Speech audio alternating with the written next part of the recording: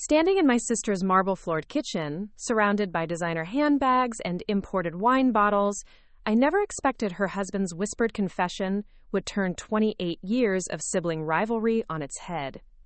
But sometimes the people who look down on you the most are the ones who need you the most. They just don't know it yet. I'd love to know which corner of the globe you're watching from. And if this story speaks to you, make sure to subscribe. Tomorrow's video is one you absolutely can't miss. The annual Thanksgiving gathering at Jessica's house had become something of a tradition, though not one I particularly looked forward to. My older sister had this way of turning every family event into a subtle showcase of her success, and this year was no different. Her sprawling suburban home in Westchester County gleamed with fresh renovations, complete with a chef's kitchen that probably cost more than I made in 2 years. I worked as a federal compliance officer for the Department of Defense, stationed at a nondescript office building in downtown D.C. that most people walked past without a second glance. My salary was decent, $68,000 a year, but it wasn't the kind of number that impressed anyone at family gatherings, especially not Jessica, who'd married into money and never let anyone forget it. Her husband, Marcus Wellington, owned a private security consulting firm that specialized in government contracts. They lived in a world of country club memberships, luxury cars, and vacations to places I'd only seen in magazines. Jessica had traded her college psychology degree for a life of charity galas and personal shopping, and she wore that choice like a badge of honor. The moment I walked through their front door that Thursday afternoon, carrying a store-bought pumpkin pie, I could feel the familiar tensions settling over the room. Jessica greeted me with one of those air kisses that rich women seemed to perfect, her diamond tennis bracelet catching the light from their crystal chandelier. "Sarah, sweetie, you look tired," she said, her voice dripping with false concern. "Is work stressing you out? I keep telling you, you don't have to push yourself so hard at that little government job." My parents were already seated in the living room, drinks in hand, pretending not to notice the barbed exchange. Dad worked construction his whole life, and Mom cleaned houses until her arthritis got too bad. They'd raised us to be proud of honest work, but somewhere along the way, Jessica had decided that wasn't enough. The afternoon progressed as it always did. Marcus regaled everyone with stories about his latest business deals, dropping numbers and names that were supposed to impress. Jessica chimed in with details about their recent trip to the Maldives, showing photos on her latest iPhone while making sure everyone noticed her upgraded engagement ring. "Marcus just closed a huge contract with the State Department," Jessica announced as we sat down for dinner. 7 figures, can you believe that? Of course, it's all very hush-hush, top-secret stuff. Not like Sarah's paperwork job. I cut into my turkey, trying to ignore the dig. My work might have seemed mundane from the outside, but I processed security clearances for some of the most sensitive positions in government. Every day, I reviewed backgrounds, conducted interviews, and made decisions that could affect national security. It wasn't glamorous, but it mattered. "Actually, my job involves quite a bit of responsibility," I said quietly, not wanting to start an argument in front of our parents. Jessica laughed, that particular sound she made when she thought someone was being naive. "Oh, Sarah, you're so sweet. But let's be honest, you shuffle papers around all day. Marcus actually runs a real business, employs real people, makes real money." Marcus shifted uncomfortably in his chair, suddenly very interested in his mashed potatoes. I noticed he hadn't been participating in Jessica's usual bragging session as enthusiastically as normal. In fact, he'd seemed distracted all evening, checking his phone repeatedly and avoiding eye contact with me. "Government work has its perks," I replied, trying to keep my voice level. "Job security, good benefits, knowing that what I do serves the country." "Service to the country doesn't pay for a house like this." Jessica gestured around the dining room with its imported wallpaper and antique furniture. "Or vacations to exotic locations, or designer clothes. Sometimes I wonder if you're just afraid to take risks, to go after what you really want." The conversation continued in that vein through dessert, with Jessica finding new ways to compare our lifestyles and salaries. She talked about their upcoming kitchen renovation, their plans to buy a vacation home in the Hamptons, Marcus's expanding business empire. Each comment felt like a small cut, designed to remind me of everything I didn't have. But what struck me most wasn't Jessica's familiar condescension, it was Marcus's behavior. The man who usually dominated conversations about his success was barely speaking. He kept glancing at me with an expression I couldn't quite read. Nervousness? Guilt? Something was definitely off. After dinner, while Jessica showed Mom her latest jewelry purchases upstairs, I found myself alone in the kitchen with Marcus, helping clear the dishes. The silence stretched between us, broken only by the clink of plates and the distant sound of Jessica's voice echoing from the second floor. That's when Marcus finally spoke, his voice so low I almost missed it. "You know, Sarah," he said, not looking at me as he rinsed a wine glass, "your sister doesn't really understand what you do for work, does she?" I paused, a stack of dinner plates in my hands. "Not really. She thinks I'm just pushing papers around." Marcus was quiet for a long moment, his hands stilling in the soapy water. When he finally looked at me, there was something almost pleading in his eyes. "That 7-figure contract Jessica keeps bragging about," he said, his voice barely above a whisper. "The State Department deal that's supposed to set us up for life?" I waited, sensing that whatever he was about to say would change everything. Marcus swallowed hard, glanced toward the stairs to make sure Jessica wasn't coming back, and leaned closer. "It's been held up for 3 months. They're doing extensive background checks on everyone involved in the project. Enhanced security clearances, the works." His voice was shaking now. "The approval paperwork, it all goes through your department, doesn't it?" The pieces began clicking into place. The nervous glances, the uncomfortable silence during Jessica's bragging, the way he'd been avoiding me all evening. "Marcus," I said slowly, "are you telling me that your big contract depends on security clearances that haven't been approved yet?" He nodded miserably. "Without those clearances, there's no contract. Without the contract." He gestured helplessly around the expensive kitchen. "We've already spent money we don't have, banking on this deal going through. Jessica doesn't know how leveraged we really are." The irony was staggering. My sister had spent the entire evening mocking my government salary and my meaningless paperwork job, while her husband's entire financial future hung on decisions made by people exactly like me. People in nondescript office buildings processing the kind of bureaucratic documents that kept the wheels of government and private industry turning. "The approval process can take time," I said carefully, not wanting to give him false hope or inside information, especially for sensitive contracts. Marcus ran his hands through his hair, looking older than his 42 years. "I know you probably can't say anything about specific cases, but how long do these things usually take? Because if this doesn't come through soon..." From upstairs, Jessica's laughter rang out, bright and careless, completely unaware that her husband was having a quiet breakdown in her pristine kitchen. The weeks following Thanksgiving passed in a blur of uncomfortable awareness. Every time my phone rang, I half expected it to be Marcus, though he never called. I'd given him my business card that night before leaving Jessica's house, a simple gesture that felt loaded with unspoken implications. Professional courtesy, I'd told myself, though we both knew it was more complicated than that. My work at the Department of Defense continued as usual. The fluorescent-lit hallways of the Herbert C. Hoover building had become as familiar as my own apartment, and I moved through my daily routine with practiced efficiency. Security clearance applications crossed my desk in steady streams. Background investigations, financial reviews, psychological evaluations. Each file represented someone's career hanging in the balance, though most applicants never realized how thoroughly their lives were dissected in offices like mine. The Wellington Security Consulting file landed on my desk on a Tuesday morning in early December.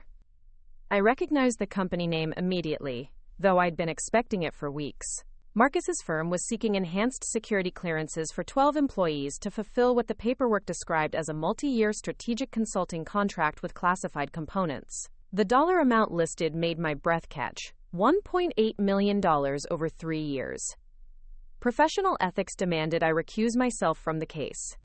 The smart thing, the proper thing, would be to transfer the file to my colleague Jennifer Martinez and never mention my family connection. But as I sat there holding the thick manila folder, I found myself thinking about Jessica's smug smile at Thanksgiving, her casual dismissal of my career, her assumption that money was the only measure of success that mattered. I opened the file. What I found inside made my stomach drop. Marcus's financial disclosures painted a picture of a man living far beyond his means. Credit card debt in the six figures, 3 mortgages on properties that were underwater, business loans with crushing interest rates. His company had been operating at a loss for 18 months, surviving only on the promise of this government contract. Without it, Wellington Security Consulting would be bankrupt within 90 days. But the financial problems weren't the worst part. As I dug deeper into the background investigations, red flags began appearing. 2 of Marcus's key employees had concerning associations. One with a cousin who'd been investigated for arms trafficking. Another with substantial gambling debts that made him vulnerable to foreign influence. These weren't automatic disqualifiers, but they required extensive additional investigation. More troubling was Marcus's own background. A business partnership that had dissolved acrimoniously 7 years earlier involved allegations of mishandled classified information. The charges were never filed, but the FBI had opened a preliminary investigation. It was buried deep in the records, the kind of detail that only surfaced during enhanced security reviews. I spent 3 days reviewing every page, every interview transcript, every financial record. The more I read, the clearer it became that this clearance application was going to be a problem. A lot of love and effort went into bringing this story to life. If you're enjoying it, we'd be so grateful if you'd subscribe to our channel. Now, back to where we left off. Not because of any personal vendetta. Despite Jessica's condescension, I took my professional responsibility seriously, but because the evidence didn't support approval. My direct supervisor, Robert Chen, stopped by my cubicle on Friday afternoon. Robert had been processing security clearances for 15 years, and he had an uncanny ability to sense when a case was going sideways. "The Wellington file keeping you busy?" he asked, settling into the spare chair beside my desk. I looked up from the computer screen where I'd been cross-referencing financial records. "It's complicated. Multiple risk factors, some historical concerns, significant financial pressure." Robert nodded knowingly. "Government contractors are tough these days. Everyone's chasing the same limited pot of money, taking bigger risks to stay competitive." He paused, studying my expression. "This one personal for you somehow?" The question caught me off guard. Robert was perceptive, but I hadn't realized my conflict was showing. "The principal is married to my sister," I admitted. "I should probably transfer the case." "Probably," Robert agreed, "unless you think you can maintain objectivity. Sometimes personal knowledge can actually be valuable in these assessments, as long as you don't let it cloud your judgment." That weekend, Jessica called to invite me to their annual Christmas party. Her voice was bright with excitement as she described the catered menu, the professional decorations, the guest list that read like a who's who of local business and politics. "You should definitely come," she insisted. "Marcus has been asking about you. I think he was impressed that you actually have a real job with the government. Maybe you could network a little, meet some people who could help advance your career." The irony was almost too much to bear. Jessica had no idea that her husband's entire future was sitting in a file on my desk. That the little government job she'd mocked was the gateway to everything they'd built their lives around. The party was exactly what I'd expected, an elaborate display of wealth and connection designed to impress. The house was transformed with professional lighting and towering floral arrangements. Servers in crisp uniforms circulated with champagne and hors d'oeuvre that probably cost more than my monthly grocery budget. Jessica had outdone herself, playing the perfect hostess in a designer dress that probably cost more than most people's rent. Marcus looked terrible. Despite his expensive suit and practiced smile, I could see the strain around his eyes, the way his hand shook slightly as he raised his champagne glass. He was playing his part, schmoozing with potential clients and government officials, but there was a desperate edge to his charm that made me uncomfortable. "Sarah!" Jessica materialized beside me, slightly breathless from working the room. "I'm so glad you made it. Come meet Congresswoman Patricia Hawkins. She's on the Armed Services Committee. Maybe she can put in a good word for you with your bosses." The suggestion was so naive, it was almost endearing. Jessica genuinely believed that career advancement worked through social connections and name-dropping, that success was about who you knew rather than what you did. She had no understanding of the careful ethical boundaries that governed my work, the firewall between political influence and security assessments. Congresswoman Hawkins was gracious but clearly uninterested in small talk with a mid-level federal employee. Our conversation lasted exactly long enough for her to determine I couldn't help her with anything important. Jessica watched the interaction with growing confusion, unable to understand why her attempted networking wasn't yielding immediate results. Later in the evening, I found myself alone on the back patio, needing air and space away from the forced festivities. The December night was crisp and clear, a welcome contrast to the overheated house full of competing conversations and clinking glasses. Marcus appeared beside me, looking as overwhelmed as I felt. "Hell of a party," I said, not sure what else to offer. He laughed bitterly. "Jessica pulled out all the stops. Spent $15,000 on this thing. Money we definitely don't have." He was quiet for a moment, staring out at the carefully manicured backyard. "She thinks this contract is a sure thing. I haven't had the heart to tell her how these clearance processes actually work. They can be unpredictable," I said carefully. "That's one word for it." Marcus turned to look at me directly. "Sarah, I need to ask you something, and I understand if you can't answer. But that State Department contract, if the clearances don't come through, is there any appeal process? Any way to address concerns that might come up during the review?" The question hung between us in the cold night air. He was asking me to discuss an active case, to provide information that could influence his business decisions. It was exactly the kind of ethical gray area that my training had prepared me to avoid. But looking at his desperate face, thinking about Jessica inside playing hostess to a party they couldn't afford, I felt the weight of the decision I was about to make. The ethical dilemma consumed my thoughts for days after the Christmas party. I'd managed to sidestep Marcus's direct question that night, offering only vague reassurances about due process and standard procedures. But his desperate expression haunted me, along with the growing realization that I held my sister's entire lifestyle in my hands. By Wednesday morning, I'd made my decision. I called Jennifer Martinez into my office and formally requested the Wellington case be transferred to her review. The conflict of interest was too significant, the personal stakes too high for me to maintain the objectivity the position required. "Smart call," Jennifer said, accepting the thick file with practiced ease. "Family stuff always complicates things. I'll take good care of it." But even with the case out of my hands, I couldn't escape the situation entirely. Jennifer was thorough and methodical, exactly the kind of investigator you wanted handling sensitive clearances. Over the next 2 weeks, she conducted additional interviews, requested supplementary financial documents, and consulted with FBI counterintelligence specialists about the historical concerns in Marcus's background. The news wasn't good. "I'm going to have to recommend denial," Jennifer told me during our weekly case review meeting.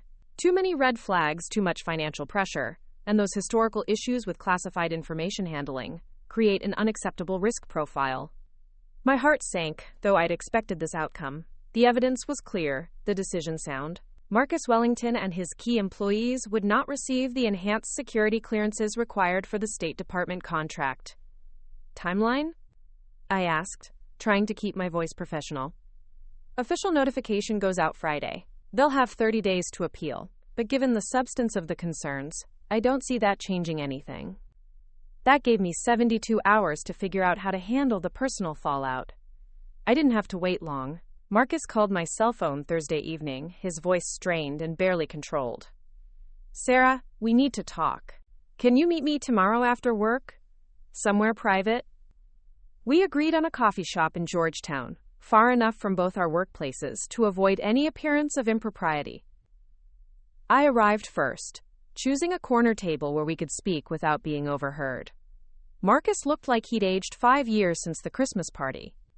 His expensive suit couldn't hide the weight loss, the dark circles under his eyes, the tremor in his hands as he stirred his untouched coffee. "They denied us," he said without preamble. "All of us. The entire clearance package." I nodded, unsurprised but still feeling the weight of his disappointment. "The letter was very thorough," Marcus continued, pulling a folded document from his jacket pocket. "Financial concerns, background issues, association risks. They really did their homework. The process is designed to be comprehensive, I said carefully.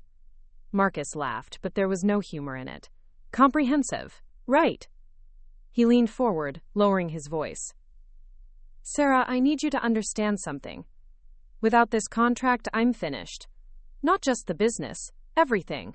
The house, the cars, Jessica's whole world were leveraged beyond belief. The desperation in his voice was painful to hear. I wanted to offer comfort, but anything I said could be construed as providing inside information or false hope. There is an appeal process, I offered, sticking to publicly available information. 30 days to provide additional documentation addressing the concerns identified in the initial review, Marcus recited from memory. But how do you address 18 months of financial losses? How do you explain away a business partner who made stupid decisions 7 years ago? I didn't have answers for him, and we both knew it. Does Jessica know? I asked. Marcus shook his head miserably. She thinks it's just a temporary delay. I told her there were some bureaucratic hurdles, that these things take time. She's already planning our spring vacation to Europe, talking about expanding the business once this contract kicks in. The weight of the secret he was carrying was visible in every line of his face. Jessica lived in a bubble of financial optimism, insulated from the reality of their situation by Marcus's desperate efforts to maintain appearances. You need to tell her, I said gently. How? The question came out as almost a whisper. How do I explain that everything she thinks we have, everything she's built her identity around, is about to disappear? That the government job she mocks might have been the only thing standing between us and bankruptcy? That night, I lay awake thinking about the irony of the situation. Jessica had spent years treating my career as somehow lesser, my salary as evidence of limited ambition. She measured success in designer handbags and luxury vacations, never understanding that the unglamorous work I did kept the wheels of government and private industry turning. Now her husband's entire empire was crumbling because he couldn't pass the kind of security review I processed every day. The meaningless paperwork she'd dismissed at Thanksgiving held the power to destroy or preserve everything she valued. Friday came and went without word from either Marcus or Jessica. I threw myself into my work, processing new applications and conducting background interviews. Each file that crossed my desk reminded me of the weight of responsibility I carried, the lives affected by the decisions made in our sterile government offices. The call came Sunday morning. Jessica's voice was shrill with panic and confusion. Sarah, something's wrong with Marcus. He's been locked in his office since yesterday, won't talk to me, won't eat. He keeps saying the business is over, that we're going to lose everything. I don't understand what's happening. I closed my eyes, knowing this moment had been inevitable. Where are you now? I asked. At home. Mom and Dad are here too. We're all worried sick. The family crisis was unfolding exactly as I'd feared. Jessica's carefully constructed world was about to collapse, and she had no framework for understanding why. I'm coming over, I said. The drive to Westchester gave me 30 minutes to prepare for one of the most difficult conversations of my life. How do you explain to someone that their contempt for your career was misplaced? That the job they'd mocked held the power to make or break their future? That sometimes the most important work happens in anonymous office buildings, performed by people who'll never get credit for keeping the system running? I pulled into their circular driveway, noting the for sale sign that hadn't been there the week before. Marcus was already starting to liquidate assets, trying to stave off the inevitable. Jessica met me at the door, her designer clothes wrinkled, her carefully styled hair disheveled. Behind her, I could see my parents sitting stiffly in the living room, looking completely out of place among the luxury furnishings. Thank God you're here, Jessica said, grabbing my arm. Maybe you can talk sense into him. He respects you, thinks you're smart about government stuff. The unconscious irony in her words was staggering. After years of dismissing my expertise, she was now hoping that very expertise could save her marriage. Marcus emerged from his home office, looking like a man who'd been sentenced to death. When he saw me, his shoulders sagged with resignation. He knew why I was there, knew that the conversation we'd been avoiding was finally about to happen. The living room felt like a pressure cooker about to explode. My parents sat rigidly on Jessica's cream-colored sofa, Dad's weathered construction worker hands clasped tightly in his lap, Mom clutching her purse like a lifeline. Jessica paced between the floor-to-ceiling windows, her anxiety manifesting in sharp, agitated movements that made her jewelry jangle with each turn. Marcus stood in the doorway, his face ashen. The expensive suit he wore looked rumpled and slept in, a stark contrast to the polished businessman who'd hosted the Christmas party just weeks earlier. "Okay, everyone's here now," Jessica announced, her voice pitched higher than usual. "Someone needs to explain what's happening. Marcus keeps talking about losing the business, about financial ruin, but that's impossible. We have the State Department contract, we have security, we have nothing," Marcus interrupted, his voice barely audible. "The contract is gone, Jessica, dead. We're not getting the security clearances." The silence that followed was deafening. Jessica stopped pacing, her face cycling through confusion, disbelief, and the first flickers of panic.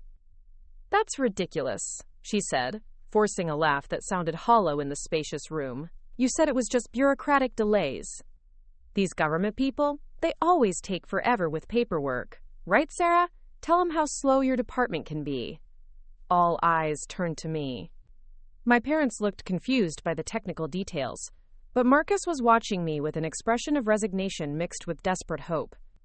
Jessica stood there expecting me to validate her optimism, completely unaware that I was intimately familiar with every detail of their situation. "Security clearance denials are usually final," I said carefully. "The review process is thorough. When they identify significant concerns, those don't typically get resolved on appeal." Jessica's face went white. "Significant concerns? What kind of concerns?" Marcus ran his hands through his hair, a gesture I'd seen him make repeatedly over the past weeks. "Financial problems, background issues, business associations. They've been digging into everything for months." "But you told me everything was fine." Jessica's voice cracked. "You said the business was thriving, that this contract would set us up for life." "The business has been bleeding money for over a year," Marcus admitted, the words tumbling out now that the dam had finally burst. "I've been taking loans against the house, maxing out credit cards, borrowing against life insurance policies. I thought if I could just hold on until this contract came through." Jessica sank into the nearest chair, her designer dress pooling around her like deflated silk. "How much money are we talking about?" Marcus's answer came out as a whisper. $2.3 million, total debt across all sources." Mom gasped audibly. Dad's face went through a complex series of expressions as he tried to process numbers that large. In their world, debt meant a few thousand on a credit card, maybe a car payment. This was beyond their comprehension. $2.3 million? Jessica repeated, her voice hollow. "Marcus, our house isn't even worth that much anymore." "I know." "The cars, the jewelry, she gestured helplessly around the room. "None of this is actually ours?" "Technically, no." The magnitude of their situation was finally sinking in. Jessica's entire identity had been built on wealth that was essentially borrowed against a future that would never materialize. Every luxury she'd flaunted, every condescending comment about my modest lifestyle, had been financed by debt secured against promises that couldn't be kept. "But the appeal process," Jessica said suddenly, grasping for any remaining hope. "Sarah, you work in this field. There has to be something we can do. Some way to fix this." I felt Marcus's eyes on me, saw my parents leaning forward with expectation. This was the moment I'd been dreading, the intersection of professional ethics and family loyalty that had no clean resolution. "The concerns identified in security clearance reviews are serious," I said, choosing my words with extreme care. "Financial pressure can make people vulnerable to coercion. Past business relationships matter. When someone's entire livelihood depends on a government contract, that creates risks that clearance officers have to consider." "But you understand how the system works," Jessica pressed. "You could help us navigate it, couldn't you? Make sure we're addressing the right issues?" The request hung in the air like a toxic cloud. She was asking me to use my professional knowledge to help her husband's case, completely unaware that I'd already been involved in the process. The irony was crushing. After years of dismissing my expertise, she was now begging me to leverage it for her benefit. "I can't provide guidance on active cases," I said firmly. "That would be a serious ethical violation." Jessica's face shifted through a rapid series of emotions: surprise, disappointment, and then something harder. Ethical violation? Sarah, this is family. This is my marriage, my life we're talking about. Which is exactly why I can't get involved, I replied. The clearance process has to remain objective. Objective? Jessica's voice was rising now, tinged with the kind of desperate anger that comes when someone's world is collapsing. You sit in your little government office pushing papers around, and you're going to let my family be destroyed because of ethics? The bitter irony of her words wasn't lost on anyone in the room. Here she was, asking me to compromise the very principles that made my paper-pushing job meaningful, while simultaneously dismissing its importance. Marcus moved closer to his wife, his face a mask of exhaustion and guilt. Jessica, stop. This isn't Sarah's fault. Isn't it? Jessica whirled on him. She works in security clearances. She understands the system, and she's just going to stand there and watch us lose everything? The accusation hit like a physical blow. My parents looked uncomfortable, caught between their daughters in a conflict they didn't fully understand. Dad cleared his throat, the sound loud in the tense silence. Now hold on, he said in the measured tone he'd used to break up our childhood fights. Sarah's got her job to do, and Jessica, you've got to face whatever this situation is without blaming other people. But Jessica was beyond reason now, her panic transforming into fury. Easy for everyone to say. Sarah's got her steady government salary, her pension, her benefits. She doesn't have to worry about losing everything, because she never had anything to lose. Quote. The words stung because they revealed so much about how Jessica truly saw me. In her worldview, my life was smaller, safer, less ambitious. She couldn't understand that my work had value beyond a paycheck, that the stability she mocked was actually a form of success. That's enough, Mom said sharply, her voice cutting through Jessica's tirade. Sarah didn't create this mess. But Jessica wasn't finished. Did you know? She demanded, turning back to me with wild eyes. When we were at Thanksgiving, when I was telling everyone about Marcus's big contract, did you already know it was going to fall through? The question hung in the air like a loaded weapon. Marcus's face went absolutely rigid, and I could see him putting pieces together in real time. The awkward conversations, my careful responses, the way I'd tried to steer clear of discussing work details. The question hung in the air like a sword waiting to fall. Marcus's eyes were locked on mine, his face pale with growing realization. Jessica stood frozen between us, her panic momentarily replaced by confusion as she sensed the shift in the room's dynamic. I process security clearance applications, I said, my voice steady despite the pounding in my chest. Background investigations, financial reviews, risk assessments. Marcus closed his eyes, and I watched as the full weight of understanding crashed over him. When he opened them again, his expression had changed completely, resignation mixed with something that might have been relief. The Wellington Security Consulting file, he said quietly. You saw everything. Jessica's head snapped back and forth between us like she was watching a tennis match, trying to follow a conversation that was happening in a language she didn't understand. What file? What are you talking about? She demanded. Marcus moved to the bar cart in the corner of the room, his movements mechanical, as he poured himself 3 fingers of bourbon. His hands weren't shaking anymore. The secret was finally out, and with it had gone the tremor of maintaining a lie. Your sister, he said, not looking at Jessica as he spoke, processes security clearances for the Department of Defense, enhanced clearances for government contractors working on classified projects. Jessica's mouth opened and closed soundlessly as the implications began to sink in. The State Department contract required enhanced security clearances for all key personnel, Marcus continued, taking a long sip of his drink. Those clearances get processed through Sarah's office. She's seen our financial records, our background investigations, every detail of our lives for the past 5 years. The color drained from Jessica's face as understanding finally dawned. You knew? She whispered, turning to me. At Thanksgiving, when I was talking about the contract, when I said all those things about your job. I knew Marcus was waiting for clearance approval, I admitted. I didn't know about your financial situation until I saw the application file. But you knew our future depended on your department's decision, and you just sat there while Jessica's voice trailed off as she remembered her own words, the casual cruelty with which she'd dismissed my career. Marcus set down his glass with deliberate precision. She was professional about it, Jessica. More professional than she had any right to be, considering how you've treated her for years. How have I treated her? Jessica's voice shot up an octave. She could have warned us, could have told us what to expect, could have committed a federal crime, I interrupted firmly. Providing inside information about security clearance investigations is a felony. I could lose my job, my clearance, face criminal charges.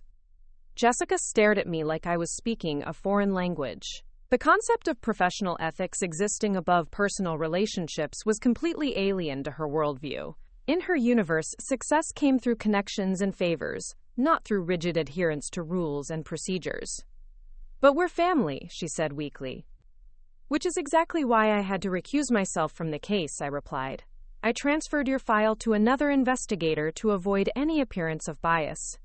Marcus laughed bitterly. Even then, she was protecting us.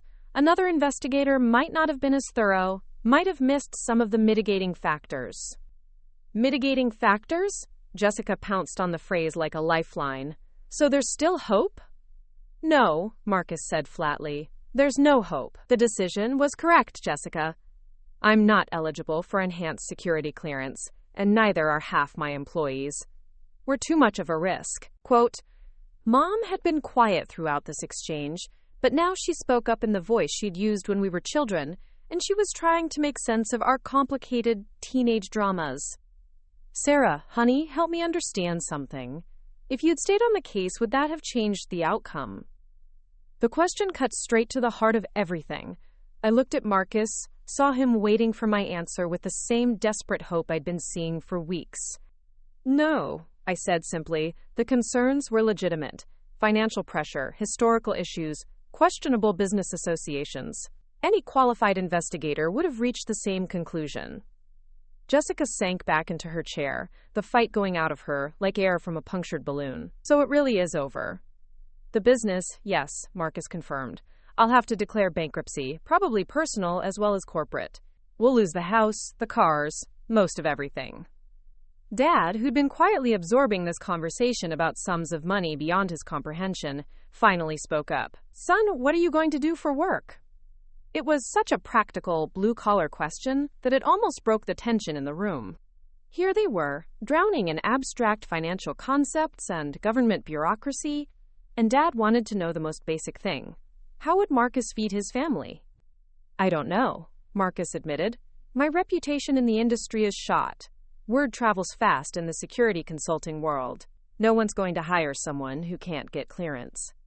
You could do something else, Mom suggested gently. Learn a new trade. Start over. Jessica made a sound that was half laugh, half sob. Start over. Do you know what that means? We'll lose everything. The house, the club memberships, our entire social circle. I'll have to get a job, a real job, for the first time in 8 years. The horror in her voice as she said real job was almost comical, especially given the setting. Here she was, in a room with 3 people who'd worked real jobs their entire lives, acting like employment was some kind of personal catastrophe. There's nothing wrong with honest work, Dad said quietly, his tone carrying the weight of 40 years in construction. You don't understand, Jessica said, tears starting to flow now. This isn't just about money. This is about who we are, who I am, without all this. She gestured around the elegant room. I don't know how to be anybody else. Quote, the admission was heartbreaking in its honesty. Jessica had built her entire identity around wealth and status, and now that foundation was crumbling beneath her feet. She literally didn't know who she would be without the designer clothes and luxury lifestyle. Marcus moved to sit beside his wife, taking her hand in his. We'll figure it out, he said softly. We'll start over. Build something real this time. Real, Jessica repeated, the words sounding foreign in her mouth. She looked up at me through her tears. Like Sarah's job, a real job that actually matters. The acknowledgement hit me harder than any apology could have. After years of dismissing my work as meaningless bureaucracy, Jessica was finally beginning to understand that the unglamorous jobs, the steady paychecks, the ethical boundaries she'd mocked, Those were the things that actually held society together. "I'm sorry," she whispered, and for the first time I believed she really meant it. "Sarah," Marcus said slowly, "what exactly do you do at the Department of Defense?" 6 months later, I sat in a diner in Rockville, Maryland, waiting for Jessica to arrive. The afternoon sun streamed through dusty windows, illuminating worn vinyl booths that had seen better decades. It was the kind of place Jessica would have turned her nose up at a year ago, but circumstances had a way of adjusting perspectives. She walked in wearing jeans and a simple blouse, clothes I'd never seen her in before. Her hair was pulled back in a practical ponytail, and she carried a worn leather purse instead of one of her collection of designer handbags. The transformation was startling, but what struck me most was how much younger she looked without the armor of luxury clothing and professional makeup. "Sorry I'm late," she said, sliding into the booth across from me. "My shift ran over. They needed someone to stay and help with inventory." Jessica had taken a job as an administrative assistant at a medical clinic in Silver Spring. It paid $42,000 a year, less than I made, a fact that would have mortified her 6 months ago, but now seemed to be a source of quiet pride. "How's the work treating you?" I asked, genuinely curious about this new version of my sister. She smiled, and there was something different about it. Less performative, more genuine. "It's harder than I expected, but good hard. I'm learning medical billing software, patient scheduling systems, Dr. Rodriguez says I have a natural aptitude for organization." The Jessica sitting across from me bore little resemblance to the woman who'd hosted elaborate dinner parties and collected luxury handbags like trophies. This version talked about learning new skills, about feeling useful, about the satisfaction of solving practical problems. "Marcus found something too," she continued. "He's working for a small cybersecurity firm in Baltimore. No government contracts, just helping small businesses protect their data. The pay is about a third of what he used to make, but it's steady." They'd lost the house, of course. The bankruptcy proceedings had been brutal but efficient, stripping away years of accumulated debt, along with most of their possessions. They were renting a modest townhouse in Gaithersburg now, a 2-bedroom place with builder-grade fixtures and a postage stamp yard. "Are you happy?" I asked. Jessica considered the question seriously, stirring sugar into her coffee with slow, thoughtful movements. "That's a complicated question. I miss the security of thinking we had money, even though it turned out we never really did. I miss the simplicity of not having to worry about grocery budgets or whether we can afford new tires for the car." She paused, looking out the window at the suburban strip mall beyond. "But I don't miss the anxiety. I didn't realize how much stress I was carrying, always trying to keep up appearances, always wondering if people could tell we were living beyond our means. There's something peaceful about knowing exactly what you have and what you can afford." The conversation was interrupted by Jessica's phone buzzing. She glanced at it and smiled apologetically. "That's Marcus. He got promoted to senior analyst. They're giving him a small team to manage. He wants to celebrate by going out to dinner." "That's wonderful," I said, meaning it. "We're talking about Olive Garden," Jessica laughed. 6 months ago, I would have been horrified. Now I'm genuinely excited about their breadsticks and whether we can afford to order appetizers. The transformation was remarkable, but I wondered about the deeper implications. "Do you ever regret it, the way things worked out?" Jessica's expression grew serious. "Regret is the wrong word. I regret the debt, the lies, the way we lived so far beyond our means. But the reality check? No, I don't regret that." Quote.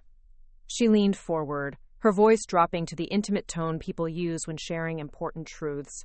"Sarah, I was drowning and didn't even know it. I thought success meant accumulating things, impressing people, living in a way that looked prosperous from the outside. But I was miserable most of the time, constantly anxious about maintaining an image that was built on borrowed money and borrowed time." The admission was startling in its honesty. Jessica had always seemed so confident in her choices, so certain that her lifestyle represented the pinnacle of achievement. "I owe you an apology," she continued. "Not just for the things I said about your job, though those were inexcusable, but for the way I treated your choices for years. I thought you were settling, playing it safe, lacking ambition. I couldn't see that you were actually living authentically, doing work that mattered, building something real and sustainable. The words I'd waited years to hear felt strange now that they were finally spoken. The anger and resentment I'd carried had faded during the months of watching Jessica and Marcus rebuild their lives from the ground up. "You don't need to apologize," I said. "We were raised with the same values, but we interpreted them differently. You thought success meant accumulating wealth. I thought it meant finding meaningful work. Neither approach is wrong in principle." "But yours was sustainable," Jessica pointed out. "Mine was a house of cards waiting to collapse." She was right, though I'd never thought of it in those terms. My government salary, modest as it was, provided genuine security. Health insurance, retirement contributions, the satisfaction of work that served a larger purpose. Jessica's lifestyle had been built on speculation and debt, vulnerable to any disruption in the carefully constructed financial ecosystem that supported it. "The hardest part," Jessica said, "was realizing how much I'd internalized the idea that a person's worth was measured by their net worth. When we lost everything, I genuinely didn't know who I was anymore." It took months of therapy and honest conversations with Marcus to understand that I'd been confusing standard of living with quality of life. Her phone buzzed again, and this time she answered it. "Hey, honey," she said, her voice softening in a way I remembered from when we were children. "Yes, I'm with Sarah. Olive Garden sounds perfect." "No, just the regular menu is fine. We don't need to look at specials." She hung up and grinned at me. "He's picking me up in 20 minutes. We're going to celebrate his promotion with unlimited breadsticks and whatever pasta is on sale." The enthusiasm in her voice was infectious. This was a woman who'd once spent more on a single handbag than most people made in a month, and she was genuinely excited about a chain restaurant dinner that would cost less than she used to spend on lunch. "I'm proud of you," I said, and meant it. It takes courage to start over, to admit when you've been living wrong and commit to changing. Jessica reached across the table and squeezed my hand. "I couldn't have done it without seeing your example. You showed me what it looked like to live within your means, to find satisfaction in work itself, rather than just what work could buy you." As we prepared to leave, Jessica gathered her simple purse and cardigan with the same care she'd once lavished on designer accessories. The movements were similar, but the motivation was completely different. She was no longer performing affluence for an audience. She was simply taking care of her possessions, because they mattered to her now in a way luxury goods never had. "Same time next month?" she asked as we walked toward the parking lot. "Absolutely," I replied, "though maybe we can upgrade to the place with the good coffee." Jessica laughed, and the sound was lighter than I'd heard from her in years. "Let's not get crazy. I'm still learning to appreciate the simple pleasures." 1 year after that conversation in the Rockville diner, I received an unexpected call on a Tuesday morning in March. The voice on the other end was crisp, professional, and completely unfamiliar. "Ms. Catherine Reynolds? This is Director Patricia Sullivan from the Office of Personnel Management. I'm calling regarding a position that's opened up in our Strategic Oversight Division." I nearly dropped my coffee. The Office of Personnel Management was the federal government's Human Resources Department, responsible for policy development and oversight of security clearance procedures across all agencies. A position there would be a significant career advancement, moving me from processing individual cases to helping shape the entire system. "We've been following your work at the Department of Defense," Director Sullivan continued. "Your supervisor, Robert Chen, speaks very highly of your analytical skills and ethical standards. We're particularly interested in your experience with complex contractor clearances and interagency coordination." The conversation that followed was surreal. They were offering me a GS-14 position, a substantial promotion that would increase my salary to $98,000 annually and put me on track for senior leadership roles within the federal personnel security system. More importantly, the work would involve developing new protocols for security clearance investigations, improving efficiency, while maintaining the rigorous standards that protected national security. "I'll need to think about it," I said, though part of me was already mentally drafting my acceptance letter. "Of course, take all the time you need. We'd like to have someone in place by June, but we're willing to wait for the right candidate." After hanging up, I sat in my cubicle for several minutes, trying to process what had just happened. The position represented everything I'd worked toward in my career: meaningful responsibility, policy influence, and recognition for the expertise I'd spent years developing. It was also validation that the path I'd chosen, the one Jessica had mocked for so long, had genuine value and potential for growth. That evening, I called Jessica to share the news. She answered on the second ring, slightly out of breath. "Sorry, I was just getting home from my evening class," she explained. "I'm taking accounting courses at Montgomery College. Dr. Rodriguez thinks I should get my CPA certification. Apparently, I have a head for numbers." The transformation in Jessica's life had continued well beyond our diner conversation.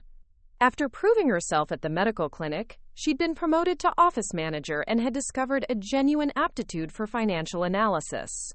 The woman who'd once balanced her checkbook by calling the bank was now considering a career in professional accounting. "That's incredible," I said. "But I actually called with some news of my own." I told her about the OPM offer, the responsibilities it would involve, the salary increase. Jessica listened without interruption, and when I finished, there was a long pause on the other end of the line. "Sarah," she said finally, "that's amazing. You deserve this so much." The genuine warmth in her voice caught me off guard. A year ago, Jessica would have focused on the salary figure, probably comparing it to what she and Marcus used to make. Now she seemed to understand intuitively that the promotion represented something more significant than just a pay raise. "Are you going to take it?" she asked. "I think so. It's everything I've been working toward, and the chance to shape policy instead of just implementing it." "You have to take it," Jessica said firmly. "This is your moment, Sarah. You've spent years doing excellent work in obscurity, and now someone in a position to make a difference has noticed. You can't let an opportunity like this pass by." The conversation continued for another hour, with Jessica asking detailed questions about the new role and its implications. Her questions revealed a sophisticated understanding of career development and organizational dynamics that would have been impossible for the old Jessica, whose professional experience had been limited to charity work and social networking. "Marcus is going to be thrilled when I tell him," she said as we were wrapping up. "He credits your professionalism during our whole clearance situation with teaching him how to conduct himself ethically in business. He says you showed him what integrity looks like in practice." 3 weeks later, I officially accepted the OPM position. My last day at the Department of Defense was bittersweet. I'd spent 5 years in that office, processing thousands of applications and making decisions that affected people's lives and livelihoods. Robert Chen threw a small farewell party in the break room, with grocery store cake and coffee that was somehow both bitter and weak. "You're going to do great things over there," Robert told me as the party was winding down. "Just remember us little people when you're writing policy from your fancy OPM office." The fancy OPM office turned out to be a slightly larger cubicle in a slightly newer building, but the work was everything I'd hoped for. My first assignment involved reviewing the entire contractor clearance process, identifying bottlenecks and inefficiencies that could be streamlined without compromising security standards. It was exactly the kind of systemic thinking I'd always been drawn to, the opportunity to improve processes that affected thousands of applications annually. My new supervisor, Deputy Director Michael Harrison, was a 20-year veteran of the personnel security field who'd worked his way up from individual case processing to policy development. During our first one-on-one meeting, he shared some perspective that helped me understand how the promotion had come about. "We've been watching your work for over a year," he explained. "The Wellington Security Consulting case in particular caught our attention. The way you handled the conflict of interest, transferred the case appropriately, and maintained professional standards throughout a difficult personal situation that showed us you have the judgment and integrity we need in leadership roles." I was stunned. The situation that had caused me so much personal anguish, the ethical dilemma that had kept me awake nights, had actually served as an informal audition for advancement. My decision to recuse myself from Marcus's case, to maintain professional boundaries despite family pressure, had been noticed and evaluated by people I'd never met. "Personnel security is ultimately about trust," Deputy Director Harrison continued. "We need people who can be trusted to make difficult decisions based on evidence and policy, not personal relationships or political pressure. Your handling of that case demonstrated exactly the kind of character we want in senior positions." 6 months into my new role, I was asked to present my preliminary findings on contractor clearance reform to a joint committee of representatives from multiple agencies. The conference room in the Federal Executive Board building was filled with senior officials from the FBI, CIA, NSA, and other agencies whose acronyms I wasn't supposed to know. These were people who made decisions about national security policy at the highest levels, and they were listening to my recommendations about how to improve the systems that supported their work. My presentation focused on 3 main areas: streamlining redundant background investigation procedures, improving interagency information sharing, and developing risk-based assessment protocols that could identify genuine security concerns more efficiently. The proposals were based on analysis of over 10,000 clearance applications processed during the previous fiscal year, combined with feedback from field investigators and security officers across multiple agencies. The questions that followed were sharp and well-informed. These officials understood the balance between security and efficiency, the trade-offs involved in any systematic change. But they also recognized the value of practical experience. I wasn't just a policy analyst making theoretical recommendations, but someone who'd spent years processing actual cases and understanding how the system worked in practice. Ms. Reynolds, said Assistant Director Janet Kowalski from the FBI's Personnel Security Division, your proposal for risk-stratified investigation protocols is intriguing. How would you address concerns about subjective bias in the initial risk assessment? The question went to the heart of personnel security work. How do you make objective decisions about subjective risks? I drew on years of case experience to explain how structured assessment criteria could reduce bias while maintaining investigative flexibility for unusual circumstances. The presentation was well received, and within 2 months I was asked to lead an interagency working group tasked with implementing pilot programs based on my recommendations. It was the kind of responsibility I'd never imagined when I started my career processing individual applications in that fluorescent-lit office at the Department of Defense. Around this time, Jessica and Marcus invited me to dinner at their townhouse in Gaithersburg. It was the first time I'd been to their new home, and the contrast with their old Westchester mansion was striking. The space was modest but comfortable, furnished with pieces from discount stores and thrift shops. What impressed me most was how much more like a home it felt. Lived in, functional, arranged for comfort, rather than display. Jessica had cooked the meal herself, something that would have been unthinkable in her previous life. The menu was simple: roast chicken, vegetables from their small garden, homemade bread that filled the house with warmth. Marcus poured wine from a bottle that probably cost less than Jessica used to spend on a single glass at a restaurant, but it tasted better than anything from their old collection.